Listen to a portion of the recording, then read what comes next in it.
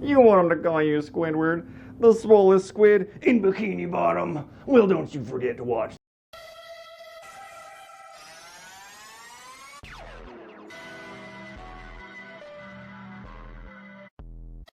Welcome back to Self-Built. We're going to be doing some training today. We're going to be doing opposing muscles.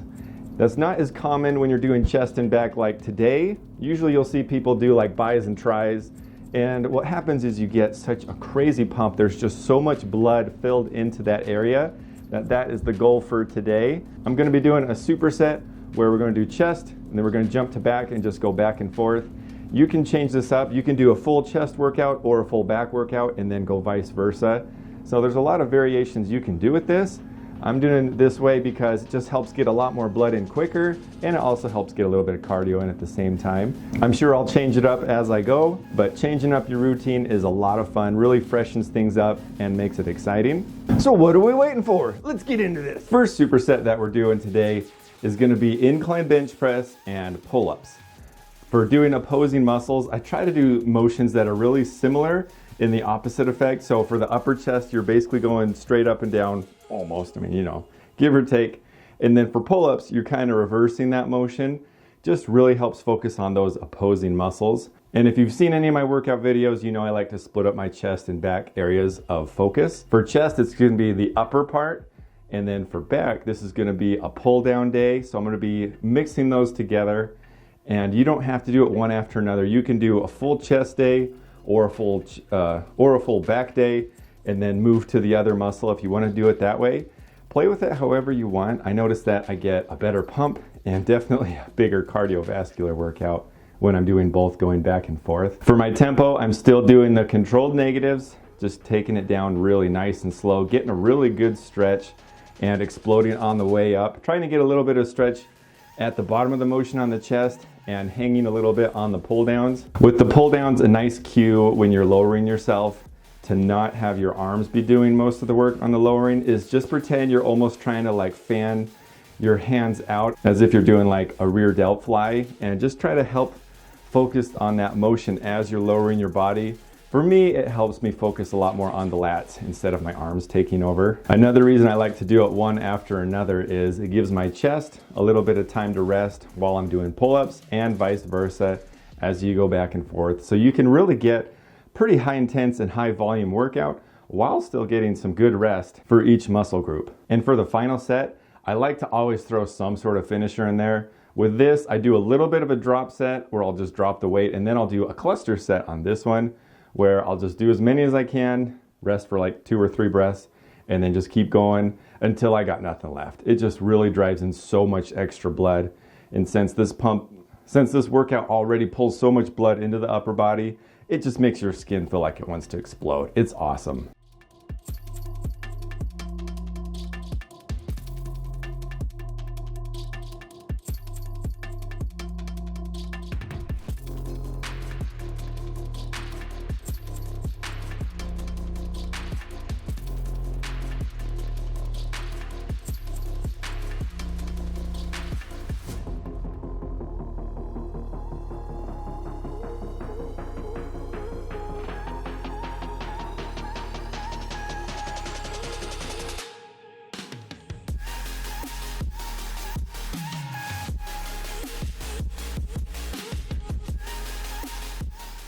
Second superset that we're doing is going to be incline dumbbell press with a little bit of a twist to it.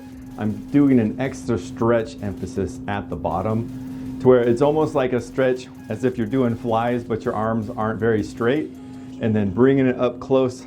And I'm doing more of a neutral grip when I'm doing the pressing and lowering closer together. Just helps me focus a little bit more on maybe some of that close chest. Just feels like a different stretch than what I was doing previously. And with the second exercise is going to be an incline bench pull down. I have to bring the incline up just one notch just to get a little extra stretch when I'm doing this.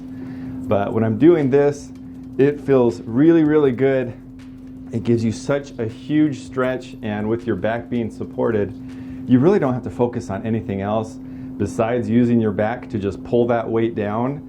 It gives you such a great opportunity when you're lowering that weight it feels like the longest rep ever because it's so much range of motion as you just slowly lower that weight and let it bring your elbows up.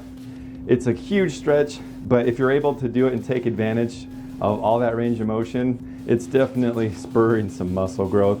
And it feels so good to get that muscle-mind connection just that much stronger. On the incline press, if your shoulders don't like going that deep, then definitely don't do it. I'm just kind of experimenting, and I've been doing deeper stretches with flies and presses with lighter weight, and I feel more tension in my upper chest, or just my chest in general. If you start to feel it more in your shoulder and it starts to put some uneven pressure and it doesn't feel good, then listen to your body and just don't do that. But I'm just noticing more activation and fatigue that way. On that last set, I'm just trying to do a quicker tempo, just trying to get as many reps in as I can, rest if I need to, and then just keep going, just to fill as much blood as I possibly can into the muscles.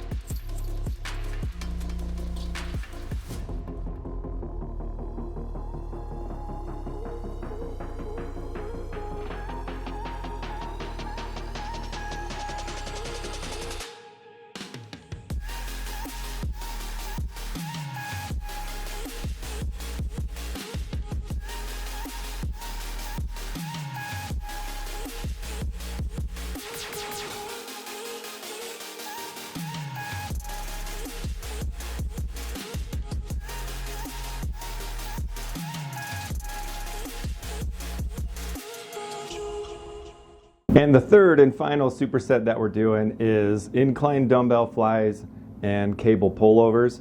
These are both great exercises to get a huge stretch and really keep it under control. I might be over-exaggerating the stretch on the bottom for incline flies, but I'm playing with more depth and I'm really liking it. It's pulling a lot more on the chest and it's feeling really good. If you're ever gonna do that and experiment with new range of motion, be very careful, lighten the weight, and see how it feels. Listen to your body.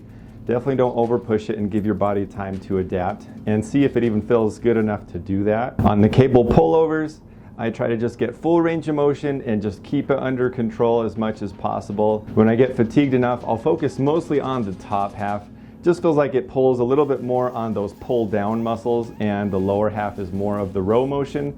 Could be completely wrong, but it's how I like to split it up on my days when I'm fully fatigued. Just makes it fun. On my row days, it'll be the opposite.